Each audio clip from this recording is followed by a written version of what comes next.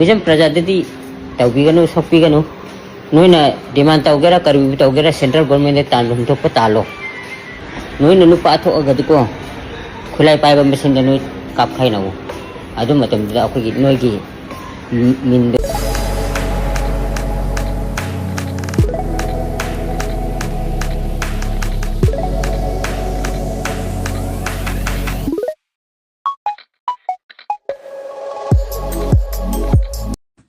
Thadokre thadokre pilot ko adubu aina yam nuaitab aina yam pendabadi karino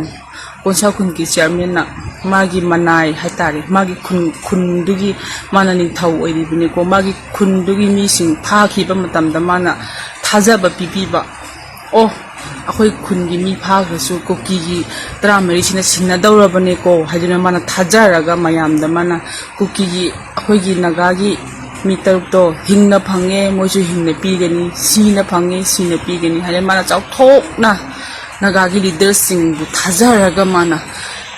haidokhiba wado tokki matik mana pela moida ba mana mangonda cham gada bodo khanba da ko Naga gi leader sing nam thajaba manghan ba mana waram gada bodo khanba da kungi chairman oiraga kungi ni thau oiraga man ngang thokhiba wa ngaktaba ngakpa ngamdaba hadi mana thajarubado adu manghanbado adu ki chamgadabado khanbada plus konja kungi phagiba phajinkiba brother taru tugi imung manungna phawram godabado adu khanbe wan miwoi bagi matungina mokhoi bo khoina hatke Kuki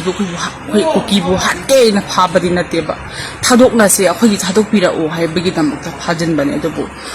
loina mo ona taina bane na pendaba se adum pende ko maya sing chaba bu yade pendaba se pende ko selo adubu yam nungai ti kari de upai le adubu akhoi gi musibiduna akhoi na akhoi bu tekta kaidana thadokpibado adumaina akhoi gi na Naga gi akhoi gi liangmai gi koncha khun gi mi taruk akhoi gi brother taruk tu Atek akai yaudana musidana thadokpiyo haibase Kuki dasu ai haijage ko ai media da video semroige haina ai lairamane adubu media da hairosu kanaro roi adu erabusu thamoi se payment dabagi UNC su mase video sa uksnu UNC su yengu khoina payment dabagi wa kitang haijage haina mase video ge semane nahangai khoi Naga ge mi turu pha khiba matam da UNC na nungai taba condemn tauba wai amtang oiraso noi haikhre laibra laite ko public na so khangi akhoi Naga gi taruk Kuki na tamsi na hatlaga manghan khiba matamda UNC leader mayamna thamoi pungning nungai taba sauning ba natraga condemn tauba gi message amtang su press release taude wa amtang hairamde UNC na ko adu bahujing Kuki taramari phari baduna yonsina suk thadok ningi bise karigi no ba sine khoina hangli bise hoje khoi praja singna khoi public na pambade Kuki taramari phari badu hat se habi gi wana tiko do era so khoi Naga gi mi tarak pha khebadu thado o khoi no khoi Kuki gi mi 14 thammo thadokke habi gi maram de khoi Kuki se pha bani so haina ri ko adubu akhoi Naga gi mi turuk pha khibade thadok na ba tauge de khandana hoje Kuki refugee bo suk thadok ning se Keigino ba yusin tawri se se chumde aduga akhoi hoje Kuki gi mi siraga na nemcha kipjen na condemn tawroga action lawgadabni haina ngoi condemn tawe akhoi Naga siba matam de UNC na condemn tawkhiba laibra sine khoi go hangse laite thamoi nungai taba pukning sokpagi letter natraga condemn tawbagi wai se press release UNC side gi amtang thokte bago khoi Naga turuk phaba matamda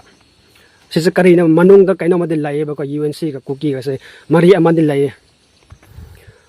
hojikti phare dana Kuki taramari to release tawkrabina Kuki's militancing media da hojikti khoi gi mi phangle hojikti khoi mi hatpa horoge haiba haina so media da viral chataga laire UNC su uramgani public na su ui hojikte moi taramari na thadokkhibaduna Naga gi mi sakya mo hatkani habse UNC se yengo ko noi sa khangani nasa gi imung na laaga hatpirde noi gyan tagdaba nasagi imungde soktabadina thoktabadina noise Kuki se dum release tawning maniba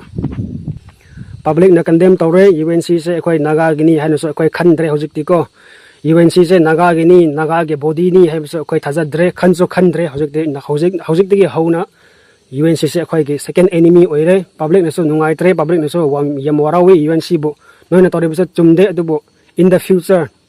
noina kari plan laibra noina tawgada thabak kuding mak ta noi mai pakpa oiroi se ai dum haijaninge ko noi mai pakpa so oiroi oisu oiroi sumdaba mi na kadawngai so mai pakpa oide si hoipun mo na khangi ko ai khoi naga na mi halaga condemn Kuki ne mi halade justify oiba ko sine hojik Manipur gi leader mayam na sonari bise Kuki gi mi siraga condemn naga gi mi siraga justify sine even singa Kuki leader an tawrise naga gi mi hek siraba tumi lai thokpa Kuki gi mi siraga tumba yadaba thamoi nungai taba thamoi sokpa sine Manipur gi leader mayam se Manipur gi hu charaga Manipur Kuki gi hu charaga Kuki refugee gi hu charaga Manipur gi leader mayam se makok se choi khare media da hairo so kanaro ai so khange media da hairo so ai ge wahai se effect lai roi adubu thamoi se penman dabagi Manipur laiba Kuki oigara maitai oigara tangkhul oigara mayang oigara UNC ga Kuki ne tawre bise ukhisnu haina mase gi video sa ai sembane UNC se naga ge body natte ko UNC se naga ge body natte naga ge damak ta kaidawnung so kanaba thabak tawkhiba laite UNC na naga da pen da piba natra thamoi sokpa khak tawi UNC tawre se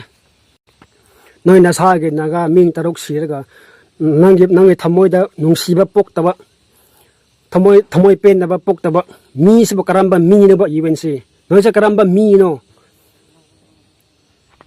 nakhoi gi mi do lauthoke di khanna Kuki refugee bu cha halaga cha thakalaga release tawre se kari no ba Kuki mi taramari da hat se habi wana te ekhoi public in tawre se ko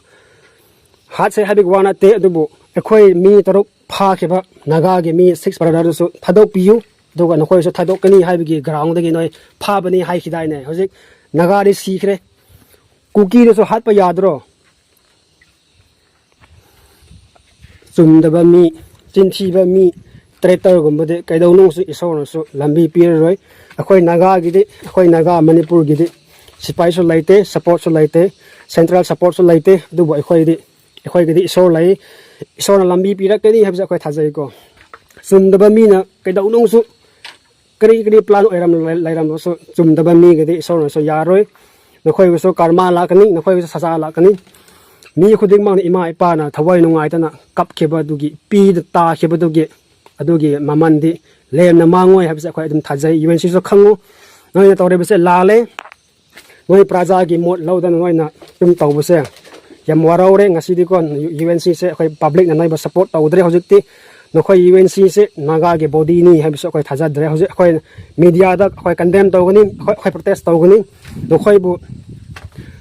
lauthok na khoi hotna gani ngam dir phaw hotna gani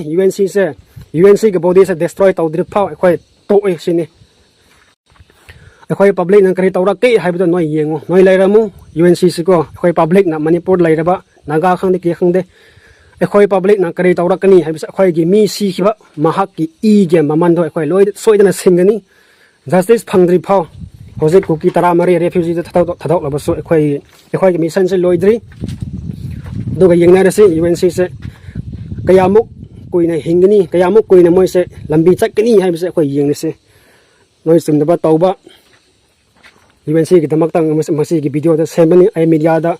wa amta hajar ro hin lairamani adu bo thmoi se penman dabagi masi gi video se amuk semani ai ge wahai se taba nungai taba ai ge wahai se taba da nungai ramoi adu bo sauning bagi masi gi video se UNC se usanu haina Manipur da lairaba mi singna UNC ge plan UNC ge scheme se khang kisnu u kisnu haduna se masi gi video da semani ko ngasi se thmoi yam nungai te naga na awaba tabam tamna tumin lai thokpa sina aina khwai sauning ba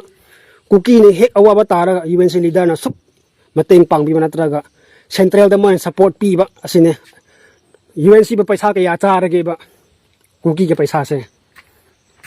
last ta hejage na punsi de na kaidawnung su mai pak po er ko UNC si khangu si kaugnu na punsi da ne nang matang sun nang harau na nang len bangang phangoi ko UNC simon ai hajaning se public na yam warawi hojik phaba UNC bo koi naga na ngak pipa ngamoi ha se media sa se ai hajabane hello mayam nungai biri bo hojik akhoi kuki chenau singi mioi tramari thadokte matangda wahai mani teng hajage micham prajada mitam prajani moi kaisu khangjan tab misam moi bu thadokpiba hause mioi bagi minu se ma yanga thadokpa se bes maramti aisu thagale adu ko adu bu tabu moi ki kuki community da misam prajada sokani sokoi haba moi ki moi ki leader khra laye aduna tawriba chathariba thawangdo mayam prajana pamdab ki tawna buwani wo ngarang nan gi UNC na phajila thamkiba mayam dedi moi phajila kari su kana phangko ne te hemni da moi gi akhumi oba gi minusi yanga moi bu thadokpi ba se chumba mo pham ne chumba wa pham ne ko adu moi gi leader mayam na akhoi naga gi mayam praja mi naga mi oi taru tudi moi na minusi khangbi-dana hajikfao sikhra hingibra habsu wafam phongdok-tana hajikfao leiribdo adu phaude pende adu bo noisu akoi noigi mioi-bagi minusi yengaga akoi nagana su thadorabni noisu thadokpiro haina haijaninge noisu mioi-ba amani ni sak amon musabni na minusi mioi-bagi minusi yengaga thadokpirakana habu aisu thajai thadokpirakani adu bo misam prajadati adu mena tawbududi prithibida aduman tawu kana sule rammo noi nu pa tho agadiko khulai pai ba machine da noi kap khai nawo adu matam da akoi noi gi min do akoi noi gi min ga noi gi moti lo na akoi kunsi supagi adum lai khurum mare su khurum thokpi ge ba noi ne thauna le raga de noi adumakti thauna de leira misam prajada aduman etik tawraga bu noi bu kana na thagat tuino noi bu kana na khangbi duino nei asmisam prajada pharaga akan athau thaba dunadi noi bu kana na so adu tawbiga do nette khangbi ga do nette misam prajada di tawbiga no sokpiga no noi na demand tawgera karbi tawgera central government tan lum thok patalo misam prajada tawgon protest tawba habidi misam prajagi hauna sani misam prajagi kholauni ama amagi kholauni misam prajada di yar makai di process thokan bigano mayam praja buahan bigano nona tafam to pute tawo inda government ki sibai ka phaina gare state government ki sibai ka phaina gare no khulai pai machine to phaina ba no demand to pum to pute tawo ba misam praja de awana bigano apana haning de apoi kam da khangjab ne te no nan apoi naga na pha ki bisu kam da khangjab ne te moi thabak sura halappo ramba jai thokpa andagi ramba jai adu da pha ki mayam do mioi-bagi minusi yenga thadokpirakre adudi kuki chenau sunasu thajin kiba kuki akoi naga mioi taruk to thadokpirakan haba thajaba thamjari thadokpiro tekta kaidana aduga shanti oina lepminabagi habido shanti oina lepminabagi habido oresnu aduna